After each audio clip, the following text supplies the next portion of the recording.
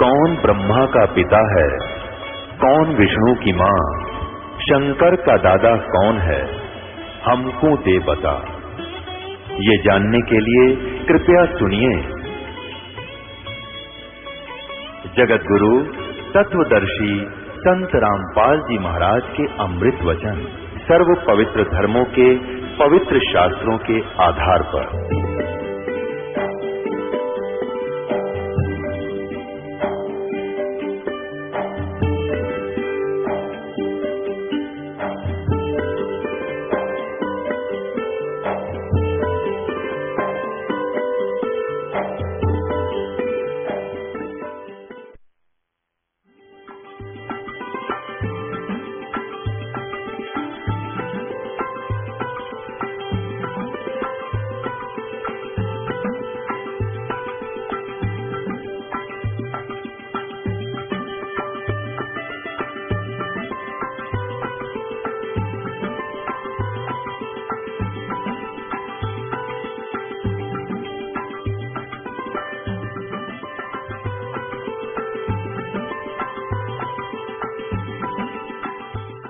देखिएगा, श्रीमद् भगवत गीता जयदयाल गोविंद का इसके अनुवादक हैं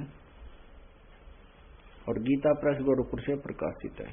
इसका देखिएगा अध्याय नंबर 8 और ये श्लोक नंबर नीचे है 17। इसमें क्या लिखा है? सहस्र युग पर्यंतम, सहस्र युग, इसमें सहस्र चतुर्युग नहीं लिखा है, ये ध्यान से देखना। तो मूल संस्कृत हम आसानी से पढ़ सकते हैं। सहस्र युग पर्यंतम, इसमें सहस्र चतुर्युग नहीं लिखा रखा है, ओनली युग लिखा है। अह माने दिन, यत ब्रह्मण, ये ब्रह्मण, यहां ब्रह्मण का अर्थ है इस अक्षर पुरुष, अक्षर ब्रह्म यानी पर ब्रह्म। विदु माने जानते हैं, अह माने दिन, और रात्रि योग सहस्रांतम, चतुर्युग नहीं है इसके अंदर, युग सहस्र, सहस्र माने 1000, रात्रि माने रात्रिम, ते अहोर विद जना। तो जो इस ब्रह्मण माने अक्षर पुरुष के पर ब्रह्म के दिन, जो 1000 युग का दिन और 1000 युग की रात्रि है, अहोरात्र माने दिन रात को सही ढंग से बतावेगा, वो विद्वान है, वो सही ढंग से इस काल की सारी स्थिति से परिचित है। इन्होंने यहां अनुवाद गलत कर दिया, देखना, ब्रह्मण का अर्थ कर दिया इन्होंने ब्रह्मा का। इनकी बुद्धि ब्रह्मा विष्णु महेश तो ऊपर जावा ही नहीं थी, ब्रह्मण का अर्थ कर दिया ब्रह्मा, और ब्रह्मा का जो एक दिन है उसको 1000 चतुर्युगी तक की अवधि वाला, यहां चतुर्युग नहीं आना चाहिए, सहस्र युग पर्यंत है। अह माने दिन, और ब्रह्म ने कहा लिखना था अक्षर पुरुष का, अक्षर पुरुष का जो एक दिन है वह 1000 युग की अवधि वाला है, नोट चतुर्युग। और इतनी रात्रि भी 1000 युग की है, नोट चतुर्युग की। और जो व्यक्ति तत्व से जानते हैं वे योगी जन काल के तत्वों के जानने वाले, वो असली संत हैं जो इसको समझेंगे। ये चतुर्युग नहीं है, अब समझाएंगे आपको ये वास्तविकता क्या है। अपने आत्माओं ने तो गीता ज्ञानदाता कंप्लीट नॉलेज रखता आध्यात्मिक, क्योंकि ये चौथे अध्याय के 34वें श्लोक में कहता है कि अर्जुन, वो तत्व ज्ञान जो परमात्मा ने स्वयं आकर बताया अपने मुखारविंद से, चौथे अध्याय के 32वें श्लोक में उस ज्ञान के विषय में कहा है कि ब्रह्मण मुखे, जो परमेश्वर ने सच्चिदानंद घन ब्रह्म ने स्वयं आकर बोला है, वो तत्व ज्ञान है। उस ज्ञान को तो तत्वदर्शी संतों के पास जाकर समझ, और उसमें बहुत विस्तार के साथ सब आध्यात्मिक यज्ञानुष्ठानों की जानकारी दी गई है, वो सच्चाई है। और उससे मैं भी परिचित नहीं हूं, इसलिए उसको तत्वदर्शी संतों से जाकर पूछ, वो बताएंगे उस परमात्मा तत्व की सही जानकारी। तो यहां भी यही बताया 8वें अध्याय के 17वें श्लोक में गीता जी में कि जो 1000 युग का है, नोट चतुर्युग, ब्रह्मण यानी परब्रह्म के अक्षर पुरुष की दिन और इतनी ही रात्रि है, जो इसको सारे समय को, काल को सही ढंग से बता देगा, वो तत्वदर्शी संत है, वो सही ज्ञान रखता है। अब आपके समक्ष इन सभी भगवानों की सतिथि आयु बताते हैं, जो कबीर परमेश्वर ने, यानी हम सबके मालिक ने, सबके जनक ने हमें बताई है। जैसे गीता जी अध्याय नंबर 10 के और श्लोक नंबर 2 में गीता ज्ञानदाता कहता है कि अर्जुन, मेरी उत्पत्ति को, मेरे जन्म को ये न तो देवता जानते, न ये ऋषि जानते, न ये सिद्ध पुरुष जानते, क्योंकि ये सभी देवता मुझसे ही उत्पन्न हुए हैं। अब पिता की डेट ऑफ बर्थ को संतान कैसे जान सकती है? वो तो दादाजी बताओगा। तो हमारे सबके जो दादाजी हैं, हमारे सबके मालिक हैं, उन्होंने आके इस काल की भी जन्म पत्री दी बताई है, और ब्रह्मा विष्णु महेश की जन्म पत्री बताई, जन्म तिथि, और साथ में अक्षर पुरुष की भी जन्म पत्री, यानी सबकी जन्म कैसे हुआ, कैसे सृष्टि रचना हुई, वो सारी उस पूर्ण परमात्मा ने स्वयं ही आकर बताई है। और वेद भी यही गवाही देते हैं कि अपने द्वारा रची हुई सृष्टि की सही जानकारी ठीक ठीक वो स्वयं ही आकर पूर्ण परमात्मा बताता है, और कोई नहीं बता सकता। अंडरस्टूड है? बाकी बताओगे तो तुक्के मारेंगे, झूठी आदि सच्ची आदि झूठी मिला करके एक लोक वेद बना सकते हैं, वो बना ही रखे थे पहले हमारे यहाँ। अब आपको बताते हैं, अब इन सभी प्रभुओं की, ब्रह्मा विष्णु शिव जी तीनों को हम भगवान मान्या करते हैं, और ये भी समझा करते थे इनका कोई माता पिता नहीं है, ये लोक वेद सुना रखा था अपने को। तो पुण्यात्मा, श्री ब्रह्मा जी, श्री विष्णु जी, श्री शिव जी, ये नासवान है, इनकी जन्म मृत्यु होती है, इनके माता पिता है। श्रीमद देवी भागवत 3रा स्कंद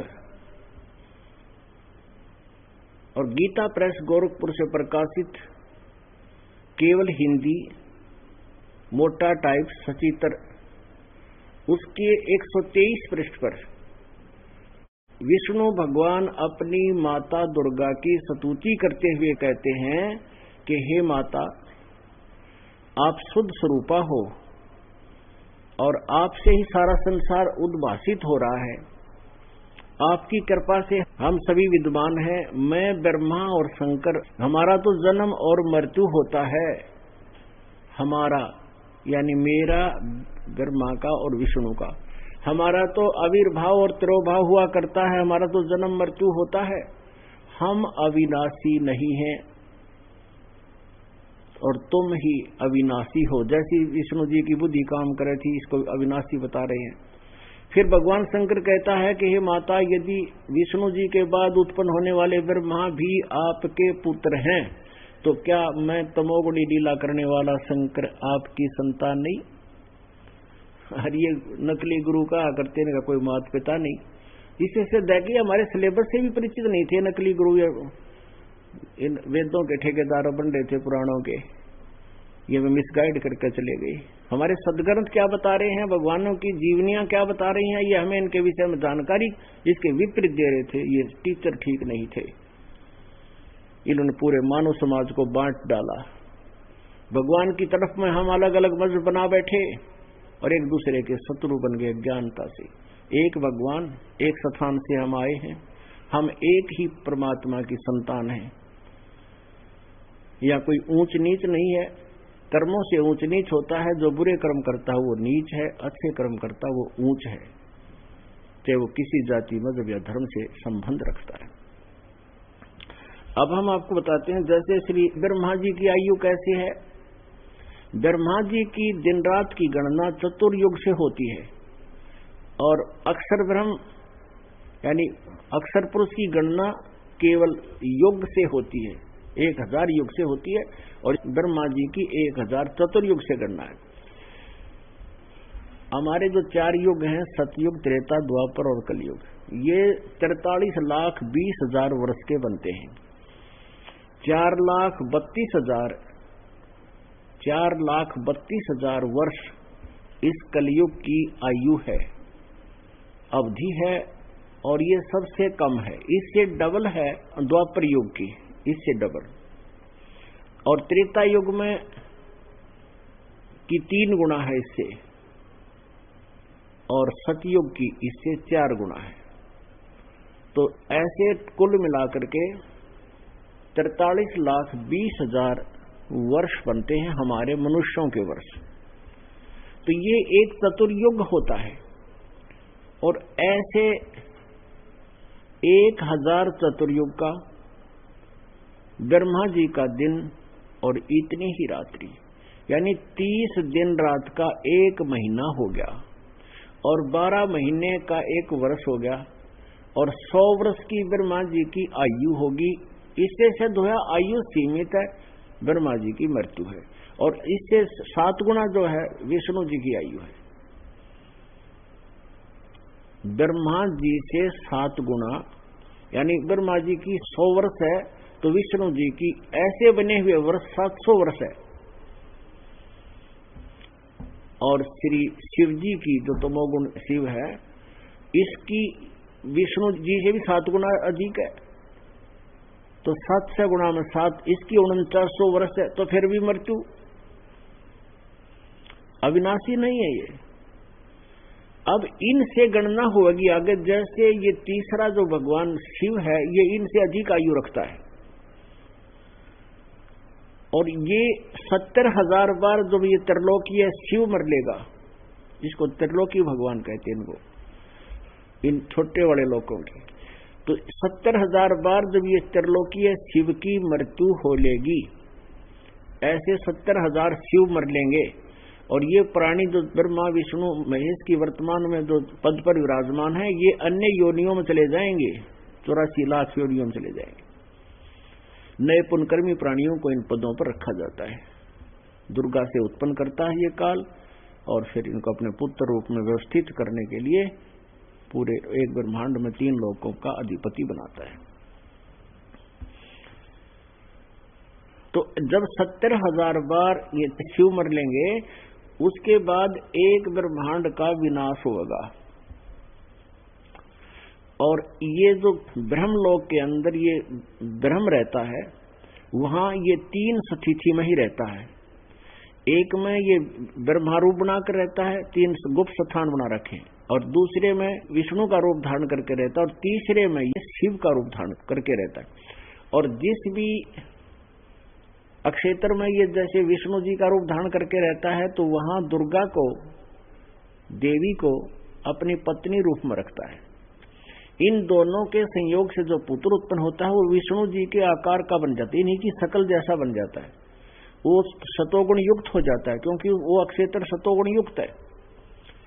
ऐसे ही ये काल जो है ब्रह्मा रूप धारण करके वहां ब्रह्मलोक के गुप्त स्थान पर रहता है, जो रजोगुण प्रधान क्षेत्र है, और वहां दुर्गा को अपनी पत्नी रूप में रखता है। इनके दोनों के योग से, संयोग से, पति पत्नी व्यवहार से जो पुत्र उत्पन्न होता है, वो ब्रह्मा जैसा ही बन जाता है, क्योंकि काल ब्रह्मा रूप बनाकर ही वहां विलास करता है, और उसी जैसी शकल का उनका पुत्र उत्पन्न हो जाता है, और रजोगुण युक्त हो जाता है।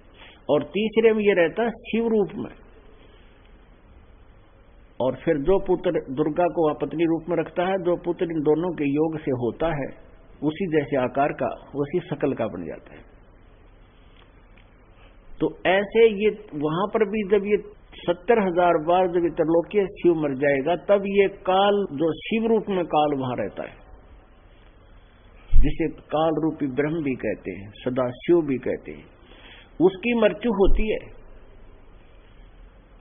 एक ब्रह्मांड का विनाश समझो 1 युग हो गया। 70,000 बार जब त्रिलोकीय शिव की मृत्यु होगी, तो वो 1 युग बन गया, और काल की मृत्यु हुई, शरीर छोड़ दिया इसने वहां पर अपना शिव रूप में, तो काल की मृत्यु होगी, यो 1 युग हो गया। किसका? ये उस अक्षर पुरुष का। गीता जी अध्याय नंबर 15 के श्लोक नंबर 16 में 2 पुरुष हैं, सर्वपुरुष और अक्षर पुरुष। अब सर्वपुरुष तो सीधा ही नाशवान है, तो आप कह रहे हैं मेरे भी जन्म मृत्यु, तेरे भी जन्म मृत्यु होते हैं, और ये ऐसे जन्म मृत्यु होते हैं।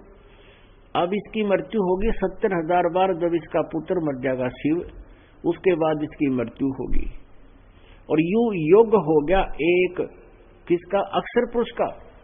तो ऐसे 1000 युग का अक्षर पुरुष का दिन, और 1000 युग की रात, ऐसे जो 30 दिन रात का 1 महीना बन गया, तो ऐसे 12 महीने का 1 वर्ष बन गया किसका? अक्षर पुरुष का। और ऐसे 100 वर्ष की आयु है इस अक्षर पुरुष की।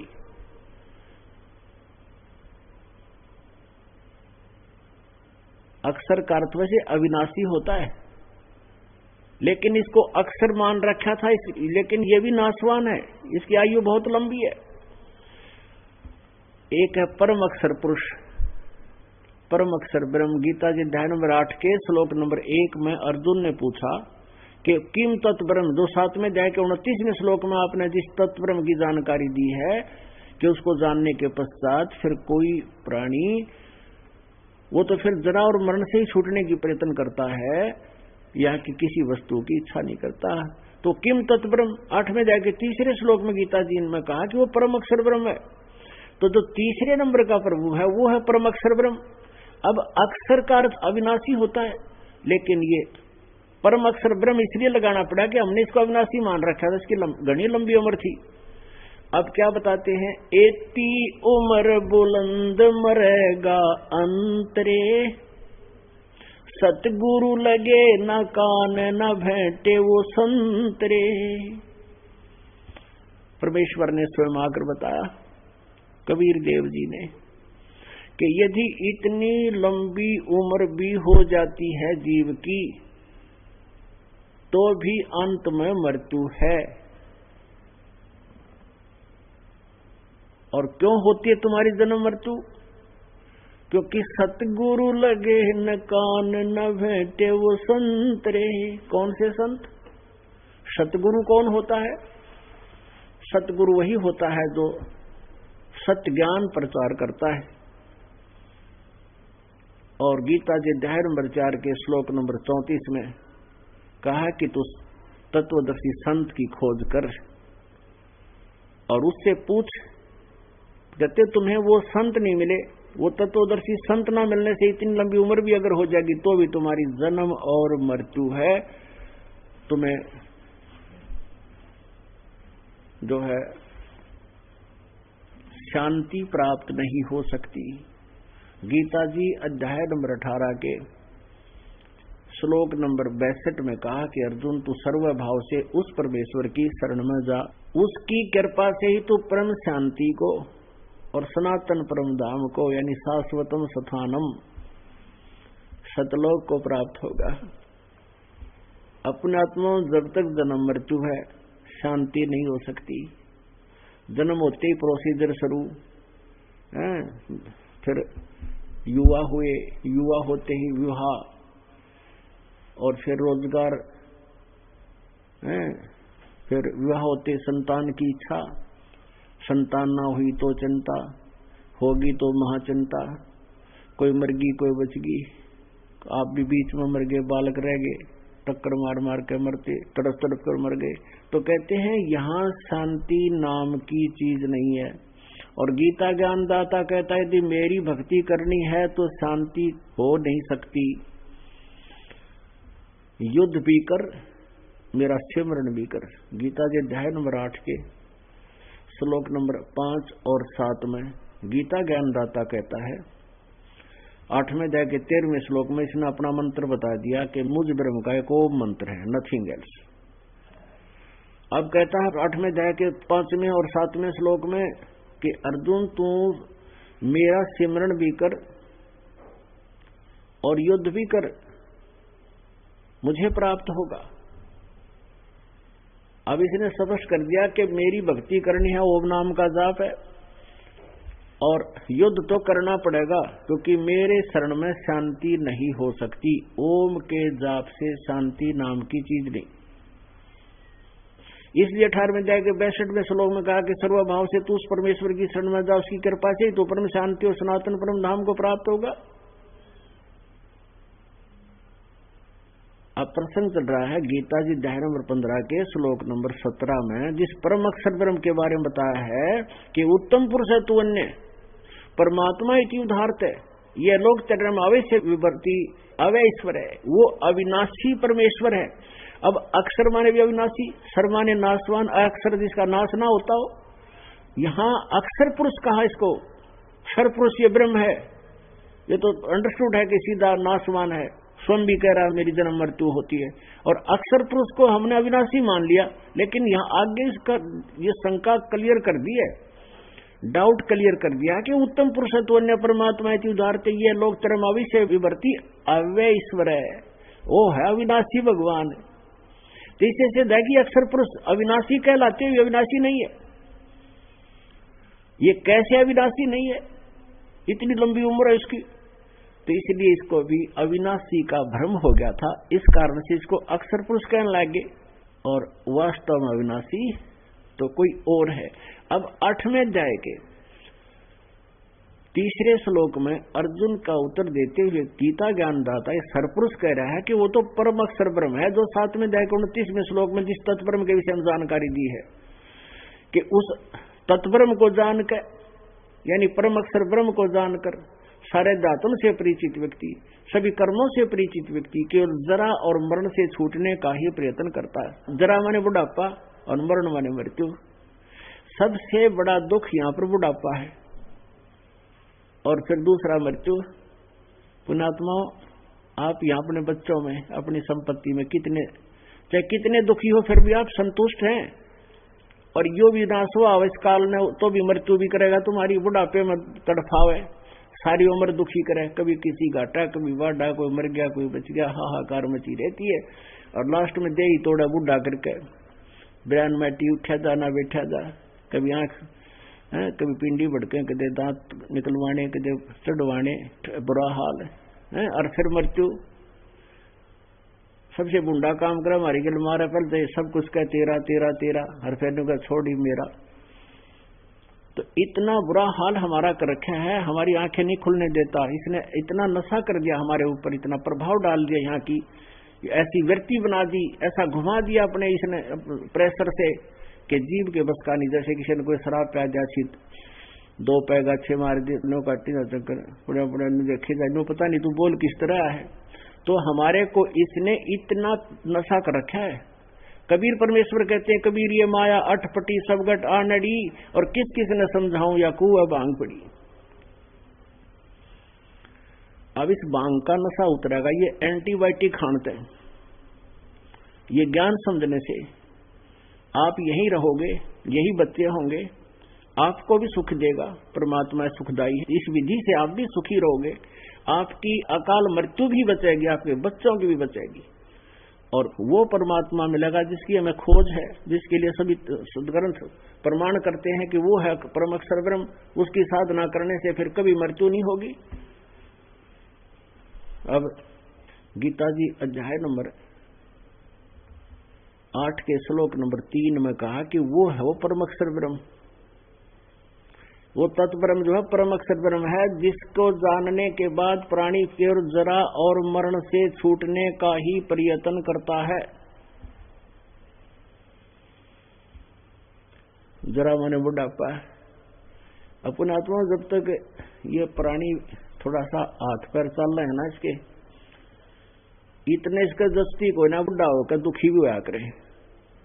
हम देखते हैं वृद्ध आदमी लाठी के सारा धीरे धीरे चलते हैं बेचारे, और हम खेदे ही निकल जाते हैं। इस तत्व ज्ञान से जब आप उनके आसपास से गुजरोगे, आपको पता चलेगा कि ये हमारे ऊपर भी आने वाली है। तो उससे हम क्या करेंगे, क्योंकि बुढ़ापे में सुख भगवान दे सके, संतान नहीं दे सकती।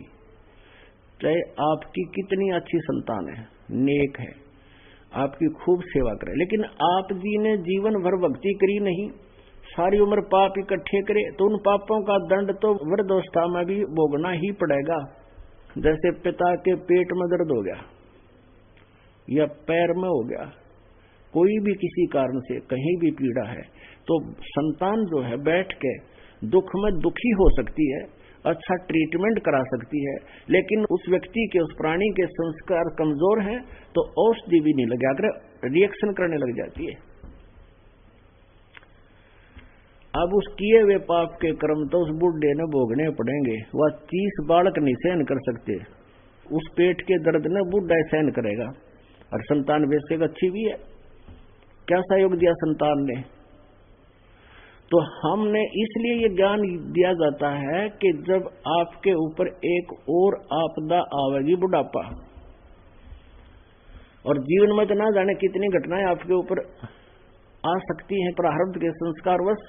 तो ये भी इस परमात्मा, समर्थ परमात्मा कबीर परमेश्वर की भक्ति से, इसकी साधना करने से, ये साधना जो दास आपको बताएगा, इससे आपके जीवन में आने वाले प्रारब्ध के जो संकट हैं वो भी कटेंगे, खत्म होंगे, और बुढ़ापा भी आपका बहुत हल्का होगा, बहुत ही कम संकट में आपका जीवन व्यतीत हो जाएगा।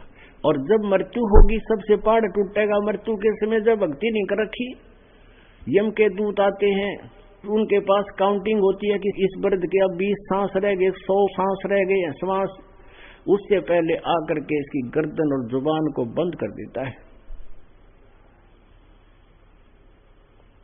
और फिर उसके श्वास गिनते हैं, जीभ दाब के कर ले पूरे, और फिर वो वैसे नहीं छोड़ता है शरीर को, क्योंकि हम किसी किराए के मकान पर रहते हो ना, छूटा जल्दी ही कोई कह दे खाली कर दे भाई मेरा, तो भी दुख मानर कई दिन अटपट करके निकाल देते हैं।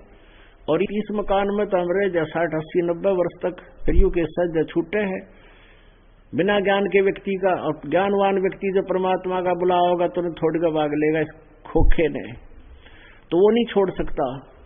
भक्तिहीन प्राणी में वो व्यवस्था नहीं होती कि शरीर से छोड़ भी सके अपनी मर्जी। फिर यम के दूत इसको डराते हैं, बुरी बुरी तरह आकृति बनाते हैं ताकि वो भयभीत होकर इसको छोड़े, और ना छोड़े फिर इसके अंदर से सूक्ष्म रूप में भाले ठोकते हैं, फिर से निकलकर भाग जाता है, फिर इन्हें पकड़े भाग के की जाएगा। तो अंत में टट्टी और पेशाब निकल जाती सफला तो उनकी, जो आज धरती तोलता फिरता पता नहीं के बकवाद करता है। तो वो दुख याद दिलाए जाते हैं ताकि इस जीवन में ये व्यक्ति बुरे कर्म ना करे, अच्छे कर्म करके भगवान की भक्ति करके अपने आने वाले प्रारब्ध के कर्मों से भी बचाव कर सके। तो क्या बताया है कि इस तत्व ज्ञान से परिचित हुआ व्यक्ति और तत्ब्रह्म से यानी उस परम अक्षर ब्रह्म से परिचित व्यक्ति, वो केवल जरा और मरण से, जरा मन बुढ़ापे का संकट और मरण माने मृत्यु के, इस जरा और मृत्यु के दुख से छूटने का प्रयत्न करता है। तब अर्जुन ने पूछा वो किम तत्ब्रह्म, वो तत्ब्रह्म क्या है जिसको जानकर फिर आदमी केवल यहां से छूटने का प्रयत्न करता, संसार की किसी वस्तु की या पुनर्जन्म की इच्छा नहीं रखता। अब पुनर्जन्म हो गया फिर हुआ है दुर्गति शुरू, फिर हो गया फिर हुआ है शुरू, फिर हो गया फिर हुआ है शुरू, बता के कि कोई अंत है इसका। तो कहने का भाव ये है, जब तक हमें तत्व ज्ञान नहीं होगा तो हमारी हृदय नहीं हटेगा यहां से, इच्छा नहीं मिटेगी यहां से। अब 8वें अध्याय के 8, 9 और 10 श्लोक में अब गीता ज्ञानदाता कहता है कि जो व्यक्ति उस तत्व ब्रह्म की, परम अक्षर ब्रह्म की 8वें अध्याय के 3रे श्लोक में जिस परम अक्षर ब्रह्म उत्तम पुरुषत्व अन्य, 15वें अध्याय के 17वें श्लोक वाला जो भगवान है उत्तम पुरुषत्व अन्य, वो परम अक्षर ब्रह्म है। उस परम अक्षर ब्रह्म की जो भक्ति करता है, और उस परम अक्षर ब्रह्म की भक्ति का कौन सा मंत्र है? श्रीमद् भगवद गीता अध्याय नंबर 17 के श्लोक नंबर 23 में स्पष्ट किया है, ओम तत् सत इति निर्देश है ब्रह्मण त्रिविध समर्थ है। अब यहां पर ब्रह्मण का अर्थ जो है ये परम अक्षर ब्रह्म है। तो जैसे 8वें अध्याय के 17वें श्लोक में जो ब्रह्मण अर्थ है वहां पर आयु की सीमा है, आयु की काउंटिंग है, वहां आयु की गिनती बताई गई है। वहां ब्रह्मण का अर्थ है बड़ा भगवान, यानी ब्रह्म से बड़ा परब्रह्म, उस परब्रह्म की जानकारी दी गई है। और यहां पर जो लिखा है ओम तत् सत, इन तीनों भगवानों की, सर्वपुरुष, अक्षर पुरुष और परम अक्षर पुरुष, सर्वब्रह्म, अक्षर ब्रह्म और परम अक्षर ब्रह्म, इन तीनों प्रभुओं की साधना का मंत्र है। अब जैसे ओम तो सर्वपुरुष यानी ब्रह्म का, और तत् और सत ये गुप्त हैं, सांकेतिक हैं। तत् ये अक्षर पुरुष का, अक्षर ब्रह्म कहो इसको, जो 7 संग ब्रह्मांड का मालिक है। और सत जो है ये भी कोड वर्ड है, ये दास बता सकता है, इस पृथ्वी पर किसी के पास नहीं है। और कोई मुझसे पता करके जानकर या कोई पुस्तक में पढ़ कर हेराफेरी करके उसको जान भी लेता है, उसका ज्ञान व्यर्थ है, क्योंकि आगे वो किसी को प्रदान करने का अधिकारी ना होने से अनधिकारी से बनाया हुआ कोई भी लाइसेंस भी वैलिड नहीं है। और ये तो जन्म और मोक्ष का मार्ग है, किसी का अधिकारी नहीं है वो। अगर कोई इससे नकली काम को करता हो तो महादुश्मन है समाज का, परमात्मा का भी शत्रु है वो। तो अधिकारी के बिना कोई भी वस्तु वैलिड नहीं होती, वो नहीं लेना चाहिए, ना उन्होंने देना चाहिए। तो यहां पर लिखा है कि ओम तत्सत इति निर्देश ब्रह्मण त्रिविध समर्थ है। ओम तत्सत यह तीन विधि से जाप करने का, और ब्रह्मण माने सचिदानंद घन ब्रह्म के पाने का मंत्र है। मुनात्मा, जैसे हमने आम खाना है, आम, या सेब खानी है, सेब, तो सेब को प्राप्त करने के लिए पहले मजदूरी करनी पड़ेगी। आपने मजदूरी कहीं कर रहे हो, फिर वहां से क्या मिलेगा? रुपये मिलेंगे आपको, रुपए। और उन रुपयों को लेकर कहां जाओगे? मार्केट में, वहां सेब मिलेगी। तो परम अक्षर ब्रह्म के पाने के लिए जो ये तीन मंत्र हैं या मजदूरी है उस सेब को पाने के लिए, ये पूजा नहीं होती, या तो मजदूरी है। जैसे हम कहते मजदूरी करें उसकी पूजा थोड़ी करें, पूजा तो हम सेब की कर रहे हैं, सेब खाएंगे। तो हमने सेब प्राप्त करने की जो आस्था है वो हमारी पूजा है। तो हमने परम अक्षर ब्रह्म पाना है, उसके पाने की या मजदूरी है तीन मंत्र की। ओम तो ब्रह्म का, सरपुरुष का, जो गीता जी अध्याय नंबर 15 के श्लोक नंबर 16 में सरपुरुष और अक्षर पुरुष, तो सरपुरुष का तो ओम मंत्र है, और अक्षर पुरुष का तत्, और जो उत्तम पुरुष है तो अन्य परमात्मा है उदाहरते 17वें श्लोक में 15वें अध्याय के में, उसका सत्य वो परम अक्षर ब्रह्म है।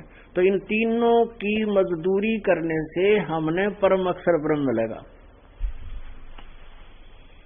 परम अक्षर ब्रह्म प्राप्त होगा। अपनात्मा, श्रीमद् भगवद गीता एक अनमोल सदग्रंथ है। इसके अंदर बहुत ही निर्णायक ज्ञान है, लेकिन ये है तत्वदर्शी संत के सत्र का ज्ञान। और ये पहली कक्षा के स्टूडेंट भी ना थे, ये बन गए हमारे गुरु। ये नकली ब्राह्मण, नकली ऋषि, महर्षि मंडलेश्वर आचार्य, इनको आध्यात्मिक मार्ग नहीं था। संस्कृत में तो ये PhD कर रखी है, भाषा का तो एक अलग ज्ञान है, भाषा का इससे कोई लिंक नहीं है। अध्यात्म ज्ञान किसी भी भाषा में हो आपको समझ में आना चाहिए। भाषा का सिर्फ इतना काम अपने विचारों को दूसरे तक पहुंचा सके। संस्कृत को कोई नहीं जानता, बोलता रहे संस्कृत, उसके लिए तो भैंस बराबर है।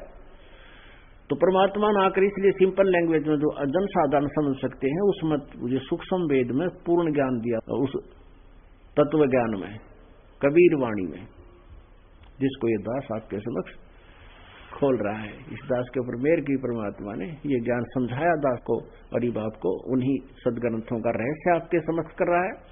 तो यहां पर ये एक अनमोल सदग्रंथ है श्रीमद् भगवद गीता, इसको नहीं समझ सके ये, क्योंकि कारण क्या है भाई? गुरु बिन काहुन पाया ज्ञाना, जो थोथा भूछड़े मूड किसाना। गुरु बिन वेद पढ़े जो प्राणी, समझे न सौर रह अज्ञानी। कहते गुरु बिना, गुरु कहो ते सतगुरु कहो। यदि गुरु वही होता है जो सही ज्ञान जानता हो, लेकिन ये झूठे गुरु गणे हो गए, इसलिए सतगुरु कहना पड़ा। जो सच्चा ज्ञान बताओ वो सच्चा गुरु। तो वैसे तो गुरु ही काफी था।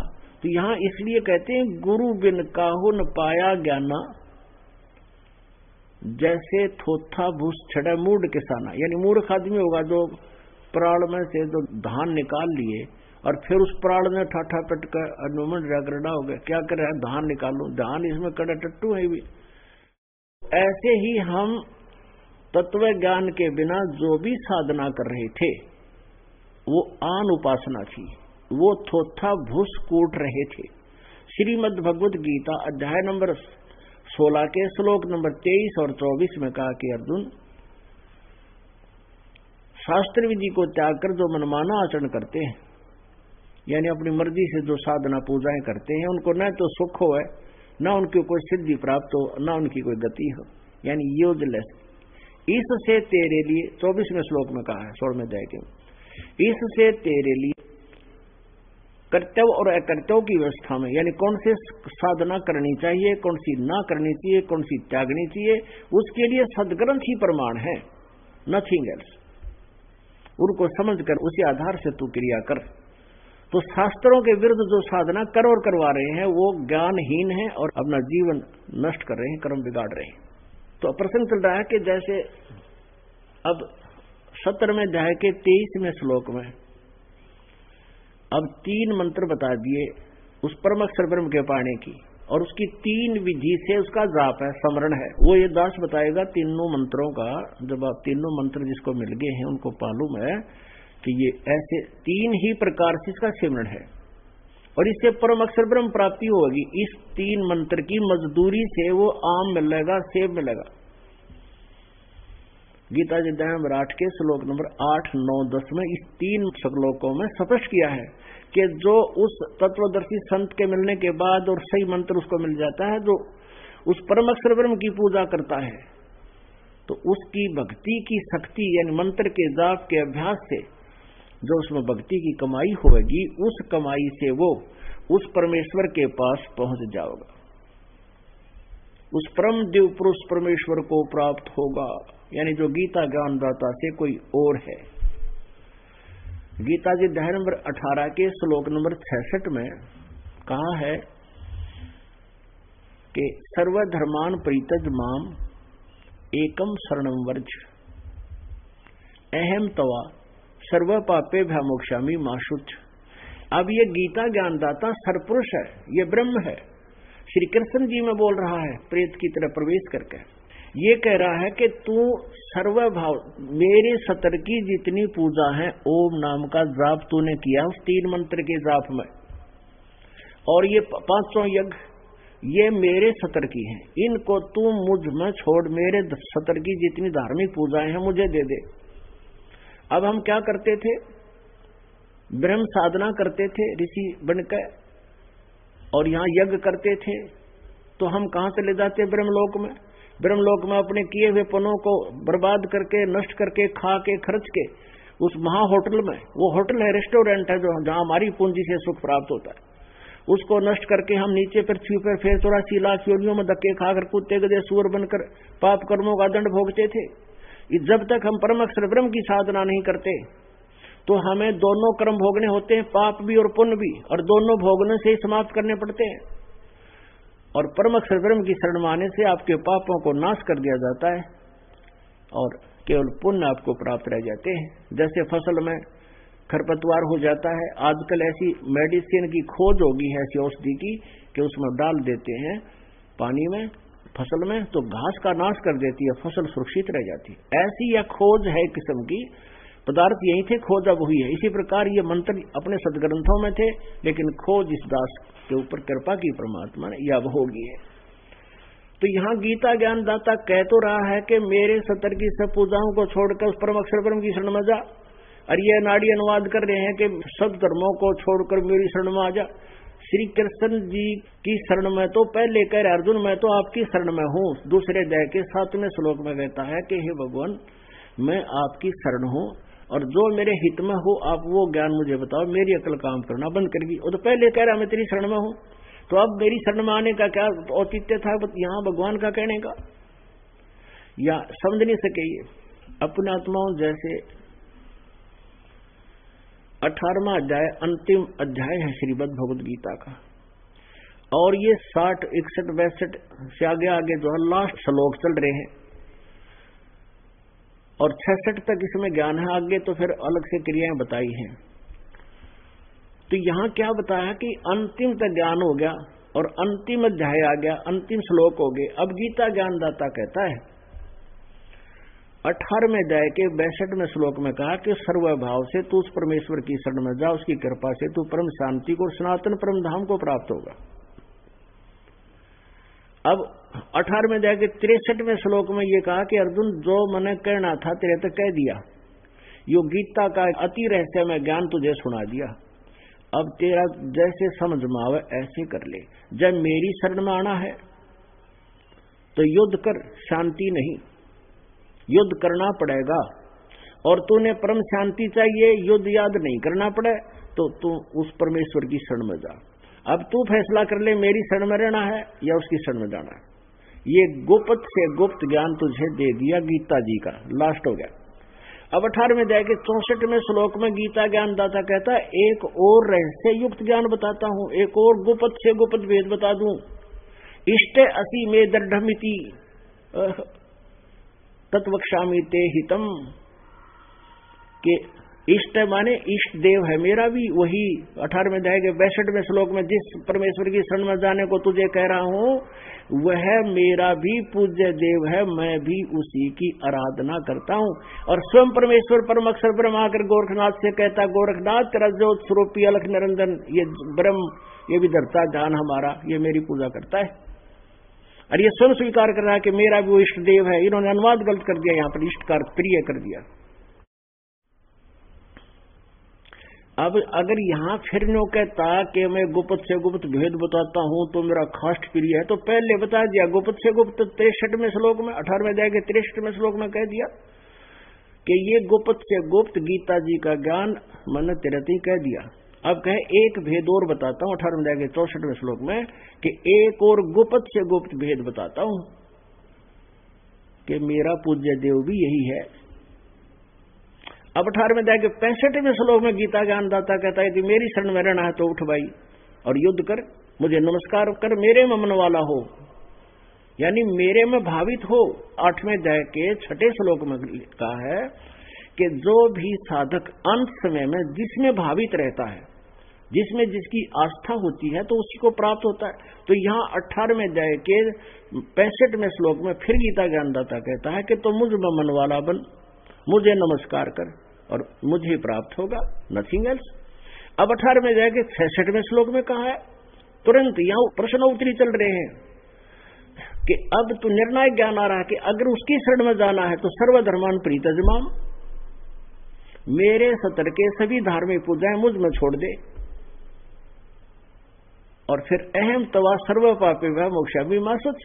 तो हम क्या करते रहे, पहले ओम नाम का जाप और ये यज्ञ जो करते रहे, जैसा भी ज्ञान था, तो उसको ब्रह्म लोक में नष्ट कराते थे और पाप नो के नो रह जाते, उनको गधे कुत्ते सूर बनकर भोगते थे। अब हम उस परम अक्षर ब्रह्म की शरण में जाएंगे तो सबसे पहले हमारे पापों का नाश करेगा। और जो इसके सतर की ओम नाम के जाप की साधना, क्योंकि हमने इससे छुटकारा पाना, इसका कर्जा हमारे ऊपर है, इसको दे देंगे, ये हमने कुत्ते को दे सुअर नहीं बना होगा। हम इस पूंजी का प्रतिफल ना लेकर के इसका जमा करा देंगे, तू अपना करा पकड़ और हमें छोड़ कर से मुक्त कर। पुणात्माओं, जिनको ये सृष्टि रचना समझ में आ गई है, उनको पता है कि ये पृथ्वी लोक भी घूम रहा है और 21 ब्रह्मांड भी घूम रहे हैं, और हम इस पृथ्वी लोक पर इस काल के लोक में बैठे हैं, इसके वायुयान में घूम रहे हैं, और इसने टैक्स लगा रखा है इसका, इस यात्रा का, और मजदूरी करो, इसका पूरा करो, इसका किराया लेता हमारे से। तो परमात्मा ने यह विधि बताई है कि साधना करके इसका प्रतिफल मत लेना, किराया दे दो इसका, तो इसका टैक्स दे देंगे हम, ये हमारा कर्जा मुक्त कर देगा हमें। ओम नाम का जाप हम इस काल को देंगे, ब्रह्म को, और जितनी भी हम यज्ञ धर्म आदि कर रहे हैं ये सब इसको देगा, जो पीछा छूटेगा अपना। और फिर कहता है सर्वधर्मान प्रीतजमाम एकम शरणम व्रज, एकम माने जिसके बराबर दूसरा ना हो, अद्वितीय, उस परम अक्षर ब्रह्म की शरण में जा। अहम तवा सर्व पापे भय मोक्षामि मासुच, फिर कहता मैं तेरे को कोई दंड नहीं दूंगा, क्योंकि फिर ये मांगे कि हमारे तो जब इसका हमारा फैसला हो गया तो चिंता ना करे। कहता तब तेरा छुटकारा हो सकता है, तू उसकी शरण में जा और तत्वदर्शी संत मिले। यो 70वें अध्याय के 23वें श्लोक में जो कोड वर्ड है मंत्रों का, ये वो तत्वदर्शी संत ही बता सकता है, और उसकी भक्ति करने से ही तेरा मोक्ष होगा। क्लियर कर दिया कति। और यहां गीता अनुवादकर्ताओं ने आज तक इस दास से पहले सबने अनर्थ कर रखा है, वर्ज माने आना कर रखा है, जबकि वर्ज माने जाना होता है। जैसे इंग्लिश वर्ड गो है, गो, गो मीन जाना, और गो का अर्थ कोई कम करता है यानी आना करता है, तो कितना विद्वान है, कैसा समझा उसने उस सेंटेंस को, वो महामूर्ख है। तो इन्होंने वर्धमाने आना कर दिया, जबकि वर्धमाने जाना होता है, क्योंकि इनकी बुद्धि का सतर श्री कृष्ण यानी विष्णु जी से ऊपर गया है को नहीं। इन्होंने श्री विष्णु जी को, इस सतोगुण विष्णु जी को परम पुरुष मान रखा था। अपनात्माओं श्रीमद् भगवद गीता अध्याय नंबर 2 के श्लोक नंबर 46 में इसको आपको फिर याद दिलाते हैं कि इसमें कहा है कि जब आपको परमात्म तत्व का ज्ञान हो जाएगा, परम अक्षर ब्रह्म की जानकारी हो जाएगी, उस समय तेरी स्थिति ऐसी हो जाएगी अर्जुन जैसे बहुत बड़े जलाशय की प्राप्ति के उपरांत एक छोटे जोड़ में रह जाती है, जो जिसका पता है कि 1 वर्ष वर्षा ना हुई था, ये सूख जाएगा और इसके आश्रित भी तरफ तरफ का मरेंगे।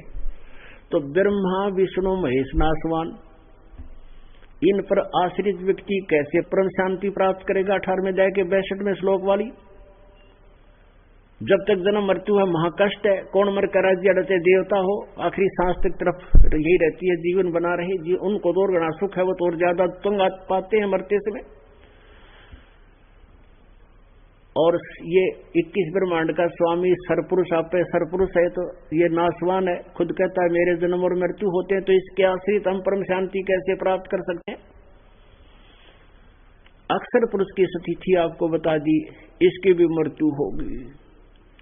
और परमात्मा कहते हैं एती उम्र बुलंद मरेगा अंतरे, सतगुरु लगे न कान न भेटे वो संतरे।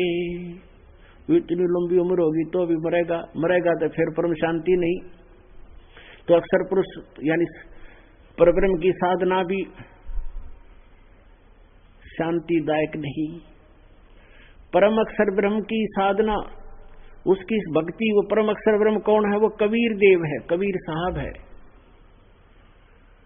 उस कबीर देव की भक्ति से, परम अक्षर ब्रह्म की साधना से, ये वही कबीर है जो बनारस में, काशी में जुल्हे की भूमिका किया करते थे और चारों वेद उसकी गवाही देते हैं। चारों वेद ये प्रमाणित करते हैं कि वो परम अक्षर ब्रह्म कबीर देव है और सतलोक से चलकर, अपने अमर धाम से चलकर मुक्ति धाम से गति करके यहाँ आता है, अच्छी आत्माओं को मिलता है, उनको तत्व ज्ञान से परिचित कराता है और वो तत्व ज्ञान परिचित प्राणी फिर उस परमात्मा के ज्ञान का फिर डंडोरा पीटते हैं। उनमें से कौन कौन है वो परम अक्षर ब्रह्म के प्राप्त परमात्माएं, वो हंस आत्माएं? आदरणीय धर्मदास साहिब जी, आदरणीय नानक साहिब जी, आदरणीय मुल्कदास साहिब जी, आदरणीय दादू साहिब जी, आदरणीय गरीबदास साहिब जी, गांव छुडानी, जिला जज्जर, हरियाणा वाले, आदरणीय गीसा साहिब जी, गांव खेखड़ा, जिला मेरठ, उत्तर प्रदेश वाले, और भी महापुरुषों ने मिले हैं, लेकिन उनके इतिहास में उनका क्लियर नाम नहीं है, लेकिन अब तत्व ज्ञान से पता चला है कि उनको भी मिले हैं। किनको?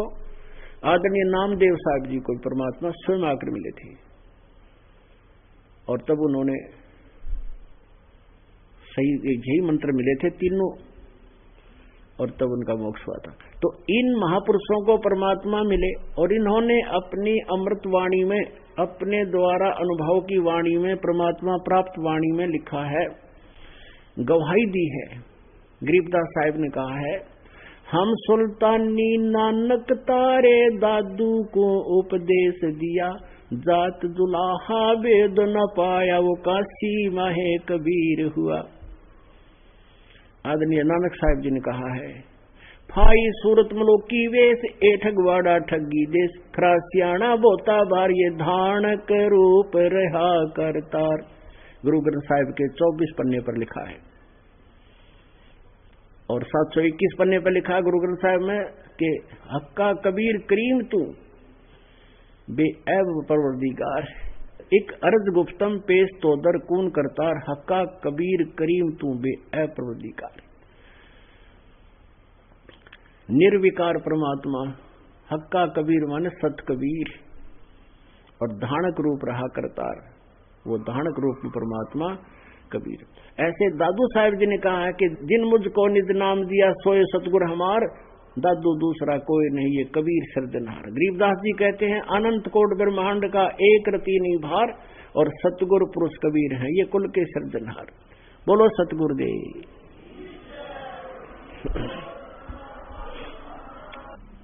परमपिता परमात्मा पूर्ण ब्रह्म सर्व सृष्टि रचनहार ये कबीर साहब जी हम सभी आत्माओं के जनक हैं, पिता हैं।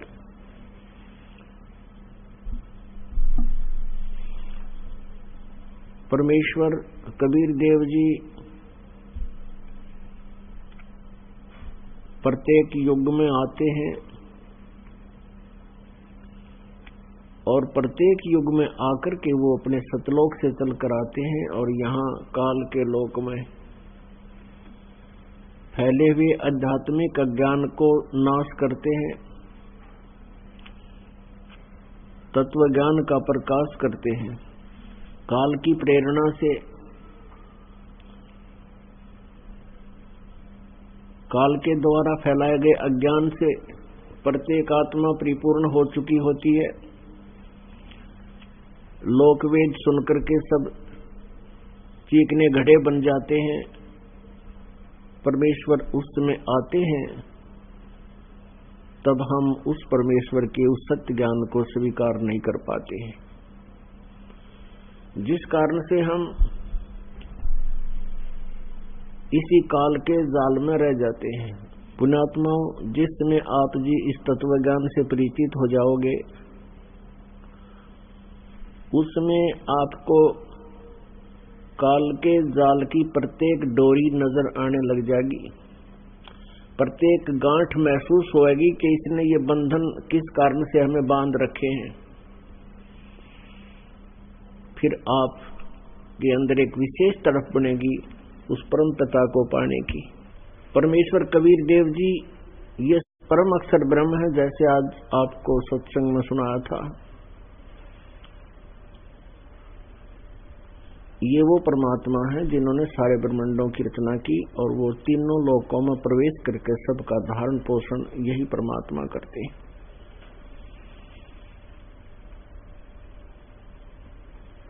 हम परमेश्वर से अपरिचित होने के कारण तत्व ज्ञान के अभाव से परमात्मा को ना पहचान कर हम अज्ञान आधार से अन्य देवताओं की पूजा कर रहे थे, जो हमारे सदग्रंथों में भी मनाही है।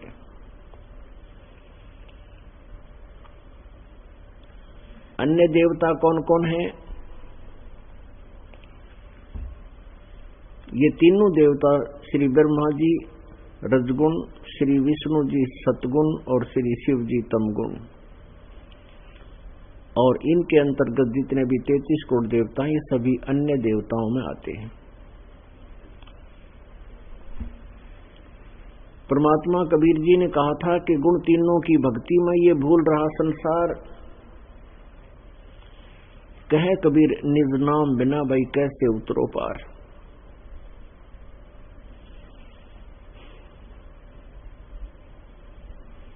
पुण्यात्मा,